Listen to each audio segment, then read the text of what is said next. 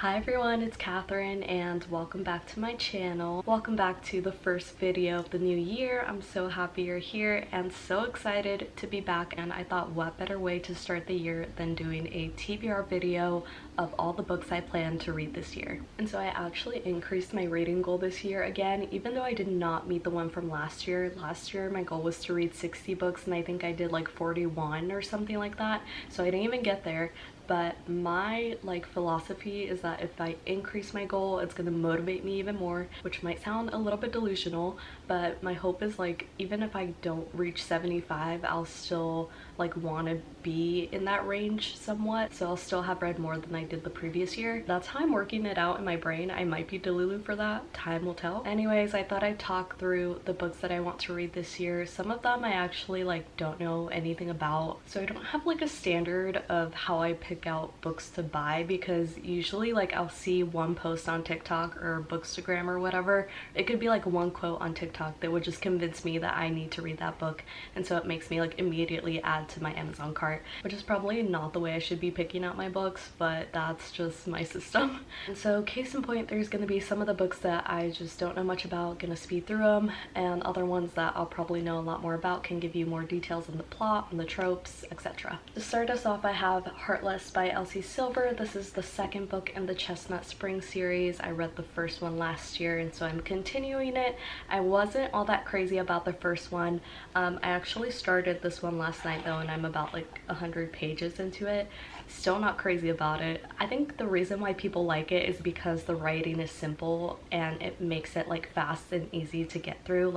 The fact that I'm already 100 pages into this and I probably read this for an hour last night is probably what makes it really attractive to most people. I am someone who likes to get through things fast, but I'm not gonna give up the plot line or the storyline in order to get through a book faster. And so for me, it's still just not cutting it.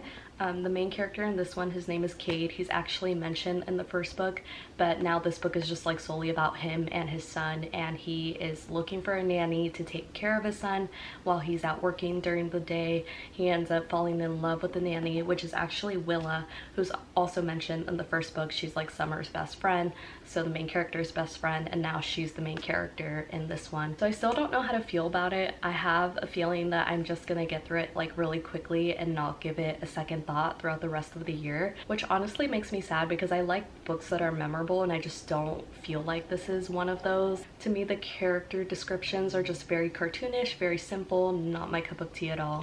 Okay, I feel like that was such a negative start to this video, and I didn't intend for that to be the case, so I'm gonna move on and go on to the next two books in the Dreamland Billionaires series by Lauren Asher. I read the first book last year, absolutely loved it. I just didn't have the time to finish the other two books. So the next books in that series are Terms and Conditions and Final Author. This is technically a trilogy, but they're all different stories, so they can be read as standalones. They just have parts that are intertwined. It's about three brothers who are billionaires and work in the amusement park business. So imagine if three brothers own the Disneyland franchise or something like that. The premise of the storyline is that these three brothers are inheriting their grandfather's fortune. Their grandfather has built up this company and business, and now he has passed on. In order for all three of the brothers to get their part of the inheritance, there's a certain task that they have to complete. Each of the three books is each brother's story. In the first one, we see the brother, I don't even remember what his name is, to be honest, but he is tasked with going back to work in the amusement parks, and he ends up meeting one of the roller coaster designers or park rides designers or something like that, and falls in love with her. In the second one, Terms and Conditions, the brother's name is Declan, and his grandfather always wanted to see him get married, and so that's part of the agreement for him to be able to get his inheritance. So he ends up in a marriage of convenience. I don't really know much more beyond that, so excited to find out more. And then the last one is called Final Offer. That brother's name is Callahan. Have no idea what the plot is of this one. I haven't looked into it yet, but I'm also really excited to read it. I feel like any books in the billionaire men kind of genre just attract me for some reason. So the next book is also by Lauren Asher, but it's actually part of a different series. I think this is the first book in her new series that she's coming out with. It's called Lakefront Billionaires, and the book is called Love Redesigned. The two main characters, Julian and Dahlia, are childhood rivals. The girl ends up moving away, I think, or something happens and she moves away, and now she's back. So it's second chance. That's pretty much the extent of what I know, but I really like those kinds of books, especially if they alternate between like past and present, like going back in the past to find out what happened and how that's affecting the present, and just like the point where all of that starts to like merge together and gets messy. I just love those kinds of books so much, so I'm really excited. I've heard like really good reviews from other people who've picked this up already. So next I have Lark, because this is the year I'm finally reading this series. I recently bought these in the book haul. I also have the second book called Nightbane. They're both by Alex Astor, and she has been the subject of a lot of controversy in the past year. I feel like I needed the controversy to die down before I actually like read this, so I could go into it and like be objective. I just feel like regardless of what's happening with an author, like if an author has written a really good series or a really good book, like you can't dispute that. Like regardless of how the book came to be written, how it got to be published, like you published a book, you published a good book that you wrote yourself, that you like poured your blood, sweat, and tears to write. And so I feel like an author should be given credit to that, regardless of like all the other social political context that might be going on. I just feel like we should give authors more credit, because it's an extremely hard task to do, and I think they deserve it. So I wanted to wait until all of that died down so I could go into the series objectively and yeah, just like actually judge it based on how it's written and how well it's written. What's funny is like I basically know the summary by heart, because I always see Alex Astor post like her TikToks on her account, and in every TikTok, or like every other TikTok, I swear she has like the same summary that she repeats over and over, pretty much to where it's like memorized in my brain. So I actually know it, but I'm gonna read from the back so I don't mess it up. 300 years, the island of Lark appears for only 100 days to host a deadly game where the rulers of 6 realms fight to break their curses and win unparalleled power. Each ruler has something to hide, their secrets. Each curse is uniquely wicked. To break them and save themselves and their realms, one ruler must die. So that's the summary, and that alone just like makes me really intrigued. Just the fact that like that's the only kind of like visual you have of this island and this world. I don't know why, it kind of reminds me of like Squid Games. It's like very mysterious, like no one knows why this happens, but it does happen. I've heard that the people who have read this have really enjoyed it, so I am going into the series completely blind, no judgment, no like preconceptions about anything.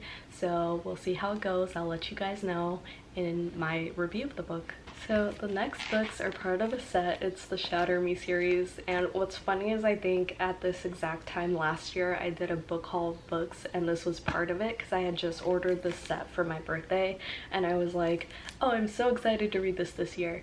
That was in 2023. It's now 2024, so I haven't made progress obviously since then, but this is the year. It's gonna happen. And actually this still has the packaging on it, which is crazy. I feel like I should take this off right now. Yeah, let's do that, if I can even like get this open.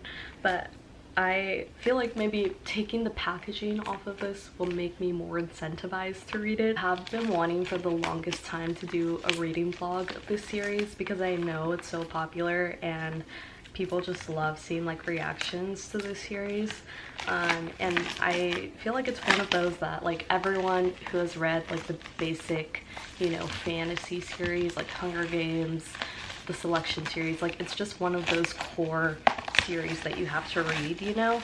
So I'm really excited. There we go, packaging is off, and oh my god, it looks so beautiful.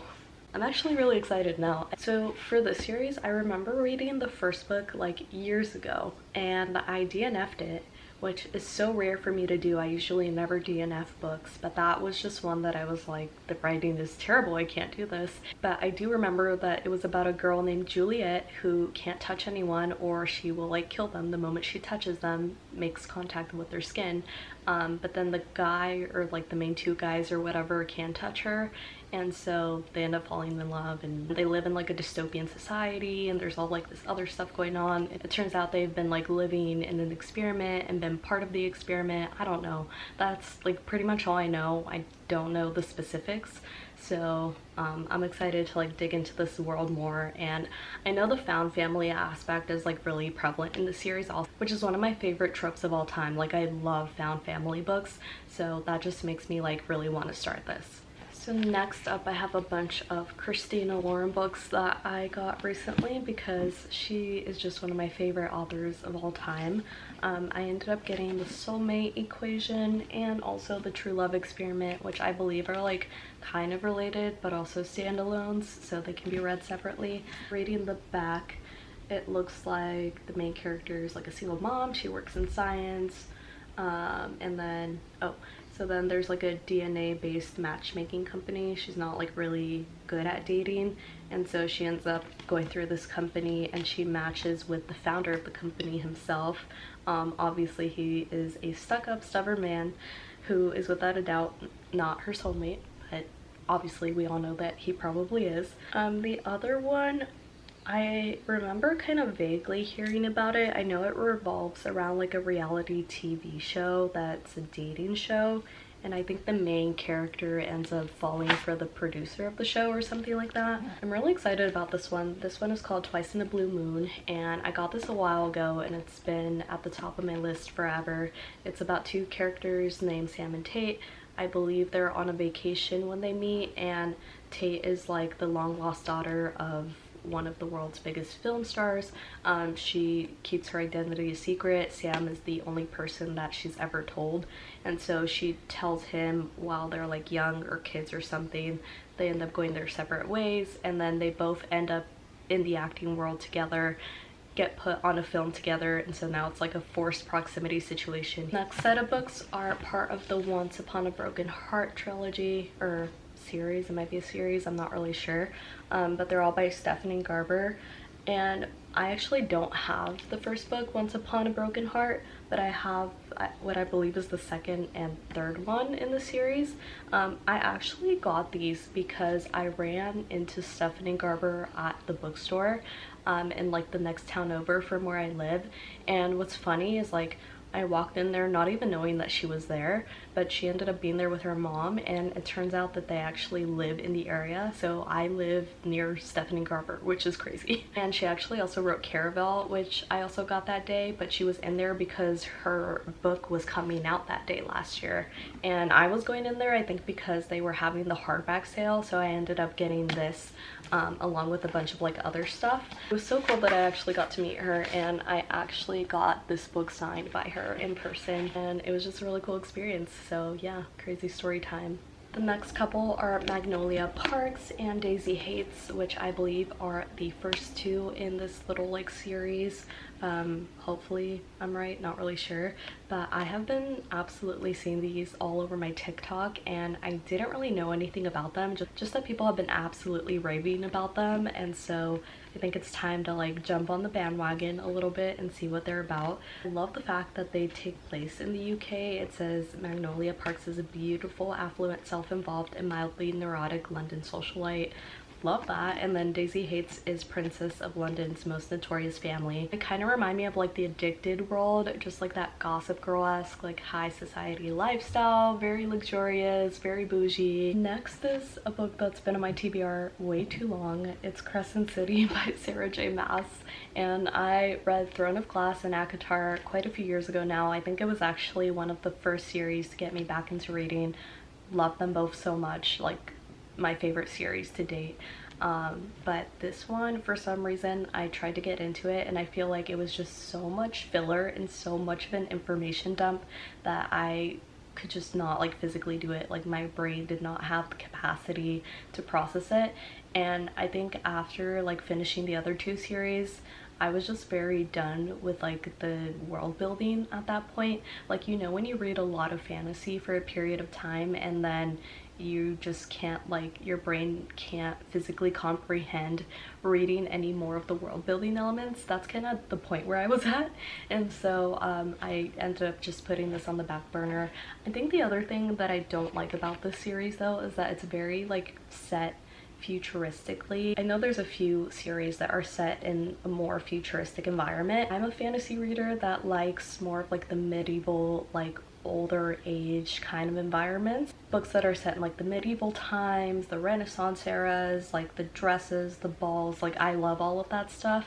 So I struggle to read books that are not in that setting when it comes to fantasy. I know the third book in the series is coming out soon though, and that one is actually a crossover into Throne of Glass and the ACOTAR series. It's like a crossover of all three Sarah J Maas universes. So I think that's the only thing that's like motivating me to get through this right now, but it's still not a very good motivator. Next I have Fear the Flames by Olivia Rose Darling.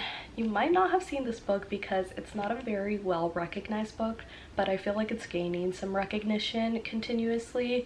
It's actually by an indie author. I think this is her pen name. I'm not sure if this is her real name, but I have actually followed her on Instagram since the time she was a writer and even before she was published. And when her book came out, I was like screaming. I was so excited because it's an enemies to lovers romance. It's fantasy. Just like going from talking about Crescent City to this, like this is my shit. Like this is the type of stuff that I like to read when it comes to fantasy, just like the medieval, the older age. And so I was so excited when this came out. I ordered it immediately. I just never read it and I don't know why. It's been on like the top of my list for so long. I actually got it for my birthday last year, I think, as well. But this is the year. I have to read this year, like no question. The next book is Powerless by Lauren Roberts. She also started as more of an indie author on Instagram, I believe. I wasn't following her until I saw that her book became a little bit more mainstream. Not to say like I'm only following her because she became more mainstream, but that's just like when I discovered her. But it's also fantasy. Don't really know much about it, but I've been seeing a lot of people post about her. The next book is Sword Catcher by Cassandra Clare. I bought this book for the sole reason of Cassandra Clare being one of my automatic buy authors. I feel like anything she writes, I've talked about this in the past, I just have to immediately purchase. She's just one of those that like just strikes it for me every single time. Her writing is so on point. Her just imagery, her description is so vivid and so perfect to me. The next couple, I'm kind of talking about them together because I feel like they're just very like cutesy romances and not super deep, but still really cute and fun. The first one is The Do-Over by Lynn Painter. I feel like Lynn Painter is known for writing those types of like cutesy romances, and I think this is perfect for Valentine's Day, so this might be my Valentine's Day book. She also wrote Better Than the Movies, which I loved. Like that was one of my favorite books last year. It was YA. I think this is also YA, but I just think they're really cute and fun and also fast reads to get through. And then she wrote Betting on You as well. I don't think I've read that yet. I know this is one of those books where the main character like lives on a time loop, so she repeats the same day over and over again, and I just read a similar book like that. It was In a Holidays by Christina Lauren, and I didn't think I would like it, but I actually really liked it, so I feel like that made me excited for this one. And I also have Yours Truly by Abby Jimenez. I know this was a book of the month book last year, and that's how I found out about it. I saw a few people post it from there, but it actually turned out to be one of those that was just really good.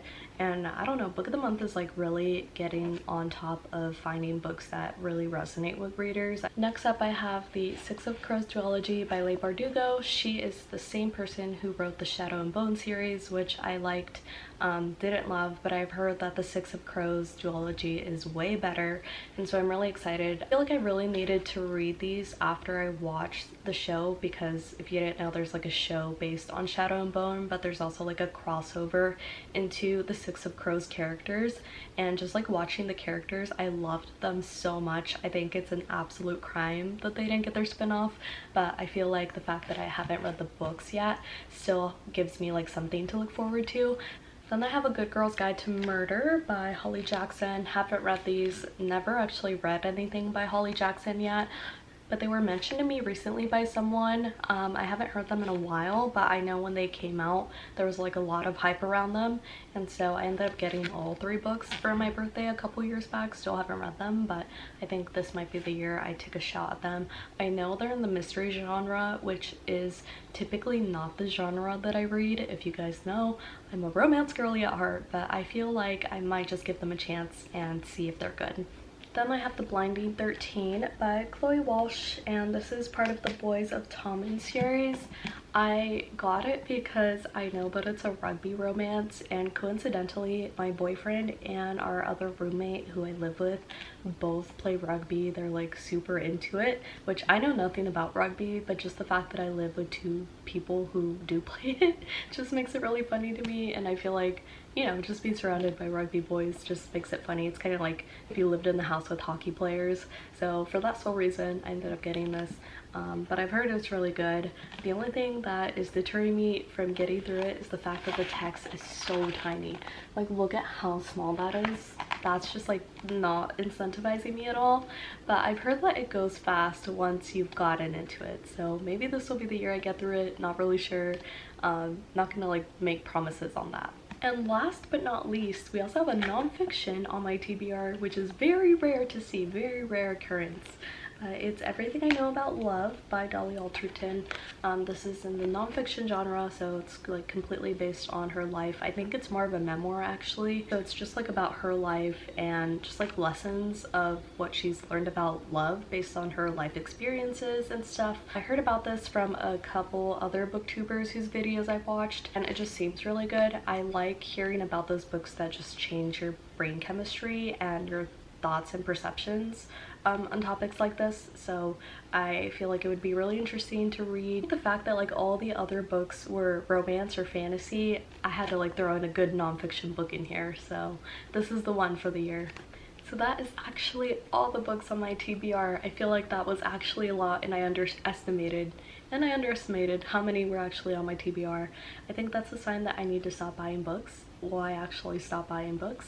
That is to be determined, but probably not. So hopefully I get through a good number of those this year. I don't know if that's 75 books since that's my goal this year, but I think we're well on our way. But honestly, let me know if you're planning on reading any of these as well, or if you have read them, let me know what your thoughts are in the comments, because I always like to get a heads up before I dive into a book. Like some of the books, if they're convincing enough, I'll just dive in and be completely blind, but I do kind of like to have a little like heads up of what's gonna be in it, like what tropes I can expect and stuff, which I kind of didn't even talk about tropes in this video, but I think that's also because I don't really know what the tropes are in these books, so that's also to be determined. But I will let you guys know once I read them, and as I'm doing reviews of the books throughout the year, which ones I liked, which ones were worth reading, and which ones I can recommend to you guys.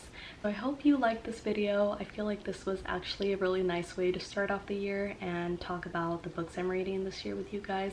So I hope you enjoyed that. I'll link all my socials below if you want to follow me. I'm starting to post a lot more on my Insta lately, so if you want to be friends, I'll link them below for you, and I'll see you guys in the next one. Bye!